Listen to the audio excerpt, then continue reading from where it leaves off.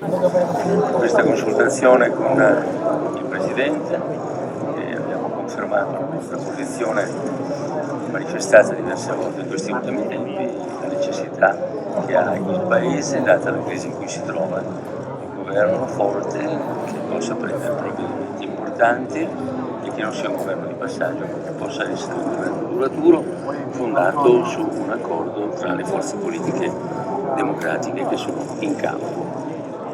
Aspettiamo che il Presidente decida a chi affidare l'incarico e a quel punto cercheremo di dare il maggior sostegno possibile a chi sarà il Presidente incaricato. Tutto qui.